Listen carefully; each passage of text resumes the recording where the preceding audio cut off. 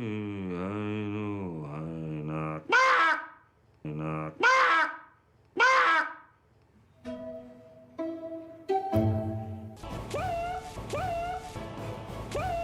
that's left is to climb aboard the Davy Jones crocodile machine, or whatever it's called. What's the bloody thing called?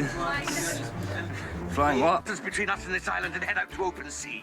Yes to the first and yes to the second, but only so far as we keep to the... I'm just going to start a take again. Shall I? That is. Listen up. Listen carefully. Between these shores and that distant horizon, we sail toward uncharted waters. Absolutely to the first question and absolutely to the second. But only as long as we stick to the, I'm starting this text sequence over, quiet down. All that remains is boarding this Davy Jones contraption or whatever they're calling it. What the hell is this thing named? Flying. What exactly? At 6 decades old, Johnny Depp has reached a point where he's got nothing left to protect. The stardom, the wealth, the massive movie deals, they've all risen and fallen like ocean tides. Yet what lingers are the wounds. The backstabbing, the faces he still cannot mention, without fury flickering in his gaze. For years, Depp reigned as Hollywood's mysterious untouchable, a dreamboat, a money-making machine, a shapeshifter who could disappear completely into every character. Yet beneath that icy facade lived a man quietly gathering wounds. Some cut emotionally, others destroyed careers. Every single one was inflicted by individuals he had once believed in. Today, for the very first time, Depp is revealing what's been hidden. Not discussing swashbucklers or legal battles, but exposing the 5 public personalities who abandoned him during his darkest hour. Those who gossiped in shadows, those who stabbed him in the back, judged him, and sometimes attempted to completely destroy him. This won't be a comeback tale. This is payback time, and it starts with a woman he once adored and now considers his greatest mistake. Johnny Depp never dreamed of becoming a cinema legend. During his younger days, he pursued melodies, not celebrity, playing guitar in smoky Florida clubs, fantasizing about concert stages, not movie premieres. Acting happened by chance. A random phone call, an unexpected audition for Nightmare on Elm Street that launched his breakthrough moment. A single line, one death scene, and suddenly Hollywood was mesmerized. The 1990s witnessed Depp evolve into an entirely new breed of superstar. He wasn't merely attractive. He was an outsider, a maverick, the anti-celebrity who rejected conformity while becoming its most magnetic presence. Edward Scissorhands, Donnie Brasco, What's Eating Gilbert Grape? He transformed each performance into legend, every glance into enigma. Yet behind the camera lived a man becoming increasingly withdrawn. Depp despised journalists, detested industry politics, and held fiercely to a tight inner circle. Visionaries like Tim Burton, guides like Hunter S. Thompson, and the occasional co-star who didn't attempt to overshadow or control. He radiated charm, intensity, and unwavering dedication. But that dedication proved to be a weapon with 2 sharp edges. Because when treachery struck, it didn't arrive from unknown enemies. It emerged from people within that sacred circle. People who posed with him at premieres, clinked glasses in darkened bars, and later destroyed him publicly, mercilessly. By the moment Pirates of the Caribbean transformed him into one of cinema's most profitable stars, Depp was already tormented. Tormented by dependencies, rumors, legal fights, and the growing suspicion that certain Hollywood players never truly wanted his success. He climbed rapidly, but security remained elusive. And when everything started crumbling, it began with her, Amber Heard, the woman he once labeled his destiny. She entered his world like something from his own movies. Enigmatic, mesmerizing, and lethal. Amber Heard was youthful, driven, and intoxicating. Depp, 22 years older, described her as enchanting. She called him her guardian angel, but the fantasy rapidly shattered. Their romance was turbulent, fiery, unpredictable, and explosive. Associates cautioned him. His trusted advisors voiced concerns, but Depp, forever the dreamer, dismissed every warning. He showered her with artwork, verses, mansions. He rewrote his testament for her. And when they wed in 2015, he convinced himself, despite the scandals and whispered worries, that this represented his second shot at genuine love. He miscalculated badly. The separation arrived within 12 months. But the real destruction started with Amber's 2018 Washington Post editorial. She never mentioned his identity. She didn't need to.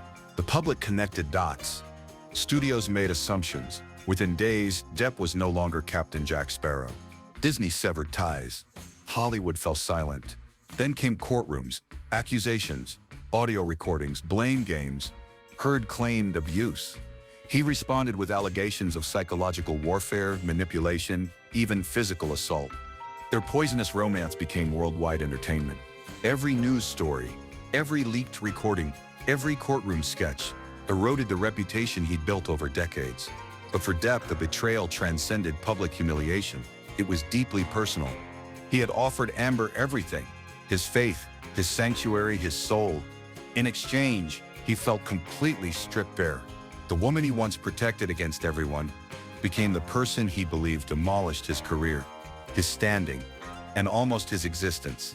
In subsequent interviews, Depp has never spoken her name with hatred, but his quiet moments reveal more than any explosion could. The anguish lives behind his stare. The type of anguish that never mends, the kind of betrayal you carry forever.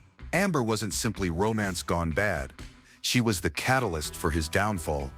Years before cameras and trials, Ellen Barkin was another free spirit in Johnny Depp's universe. They connected during the mid-1990s while shooting Fear and Loathing in Las Vegas. She was mature, seasoned, captivating. He was ascending, quickly, volatile, irresistible. Their connection was complex. Barkin once described it as casual. Depp termed it fleeting. But what mattered wasn't the beginning. It was the conclusion, and what surfaced years afterward. During 2020, amid Depp's legal war with a British newspaper, Barkin received a summons to testify. She showed no mercy.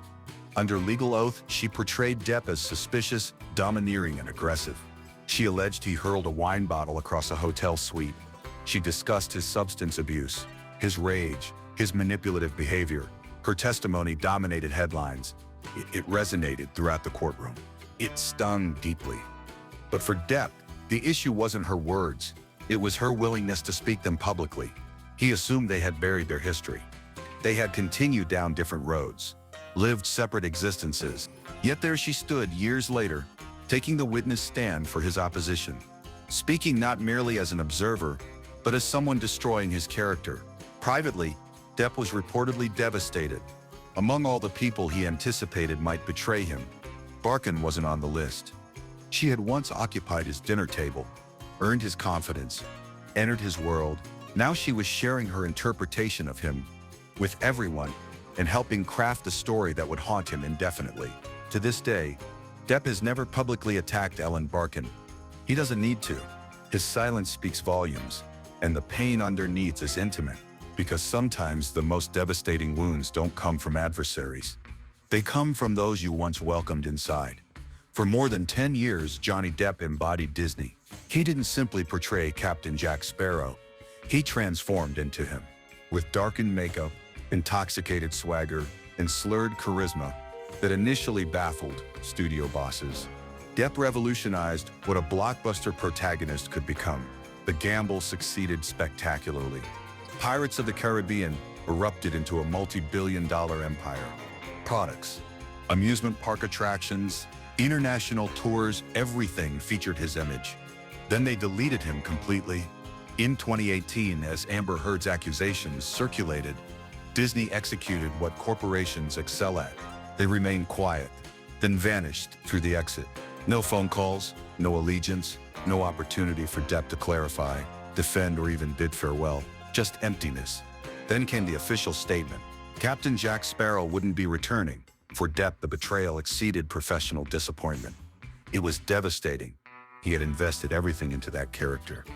Physically, emotionally, spiritually, he created dialogue, influenced plot lines, and transformed what started as a disposable pirate movie into cinematic history.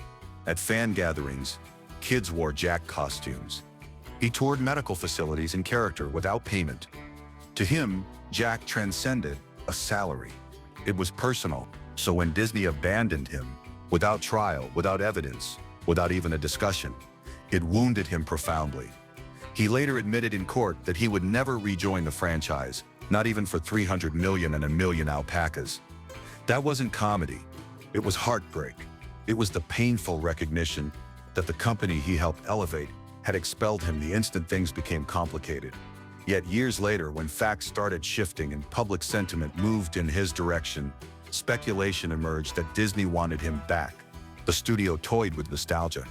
Audiences pleaded, executives suggested possibilities, but Johnny remained steadfast because some betrayals transcend contracts or characters. They're about the moment you discover you were never anything beyond merchandise. He wasn't an actor. He wasn't a colleague, but he was present, lurking in the background of Johnny Depp's most turbulent period. Elon Musk, the billionaire technology titan, didn't simply enter Amber Heard's existence. He infiltrated Depp's narrative subtly, initially. Text exchanges, security recordings, rumors of midnight visits to the penthouse Depp and Heard. Once occupied, then more brazenly with red carpets, headlines, and public exhibitions that felt to Depp like a direct insult. According to court evidence, Musk and Heard started their involvement before Depp and Amber were legally separated. Security video presented during the trial revealed Musk visiting Heard while Depp was supposedly traveling. To Depp, this wasn't merely betrayal. It was public humiliation. He believed Musk violated boundaries not only as a man, but as someone who injected himself into a deeply personal catastrophe. And while Musk publicly insisted that his relationship with Heard commenced after the marriage concluded, the chronology remained unclear. The harm, though, was obvious. In the 2022 defamation case, Depp's attorneys directly accused Musk of meddling, of appearing too early, too intimately. Musk, meanwhile, kept his distance, posting jokes, dropping mysterious one-liners, then vanishing. He declined to testify. He rejected involvement, but the shadow of his presence dominated the entire courtroom. To Depp, Musk represented something beyond just a romantic replacement. He was a symbol of how effortlessly the world continued moving. How quickly others stepped into your position, your residence, your existence, your history, before the chaos had even calmed. Elon Musk might not have uttered a single word against Depp, but in Johnny's perspective, silence can be deafening. Because betrayal isn't always about someone's accusations. Sometimes it's about how seamlessly they take your place. There was no official announcement, no advance notice, just void. When the accusations emerged and the media frenzy began, Johnny Depp didn't merely lose opportunities, he lost relationships. Directors who previously called him genius became mute. Co-stars who once celebrated his talent stopped returning messages. Producers who used to share meals with him at exclusive restaurants suddenly became unavailable. The system shut down and nobody explained why. It wasn't simply that he was being eliminated. It was who was eliminating him. Hollywood had embraced Depp's unpredictability for decades. His tardiness, his messy relationships, his dark brilliance. They marketed it, sold it, made fortunes from it. They required him to be unconventional until unconventionality became dangerous. Once the story changed direction, so did their support. Studios created distance. Marketing teams removed references. Award ceremonies overlooked him. Former supporters whispered, "It's better to remain neutral." But neutrality, Depp discovered, is just disguised betrayal. He watched in anguish as those he once elevated disappeared. A-list performers he had guided stayed quiet. Directors he had collaborated with multiple times chose silence over solidarity. Some even supported his accuser, not from conviction, but because it was safer, neater. He wasn't destroyed by a judge. He was destroyed by cowards in expensive suits.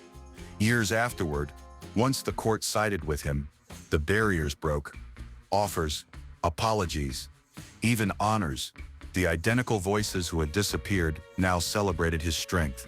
They shared vintage photographs of him on social media, hashtags reading "Justice for Johnny," acting as if they had never abandoned ship. But Johnny had a good memory. He remembered who remained, and more painfully, who fled. Because the most crushing betrayal isn't public. It's private. It's in the quiet of friends who evaporate. The telephone that goes silent. The premiere you're no longer welcome at. It's not just being removed from a project. It's being removed from your own existence. Hollywood didn't destroy Johnny Depp with litigation or gossip columns. It destroyed him with silence. Johnny Depp doesn't seek pity. He never has. What he desires, what he's always pursued, is honesty. Not just legal honesty, but the kind that exists in the souls of those who witnessed his fall and still had faith in who he remained underneath the costumes, underneath the controversy. He understands the harm is permanent. Some roles have vanished forever. Some friendships will never heal. The years he spent in legal chambers and hotel suites, avoiding headlines, cannot be recovered, but he's not resentful. He's enlightened. And for the first time in decades, he speaks with precision, not mystery. "I'm not a victim," he once stated. "I'm someone who survived deception." This isn't a man seeking vengeance. It's a man reclaiming his story, not through anger, but through determination. Not by destroying others, but by finally sharing his reality without embarrassment, without censorship, without worrying about who might abandon him next. The 5 names he will never pardon, they're not just individuals. They're representations of something greater. How rapidly the world forgets. How quickly power flees when scandal emerges. And how few stay when everything collapses. But Johnny remains standing. Not flawless, not shattered, just finally liberated. If this story touched you, if you glimpsed the fractures behind the spotlight and the reality behind the rumors, then don't let it disappear into silence. Leave a comment below. Which betrayal struck you deepest? Share this video with someone who still believes in truth. And if you want more hidden stories of legends who climbed, crashed, and clawed back, subscribe to Gossip Peak. This isn't just celebrity drama. This is about legacy.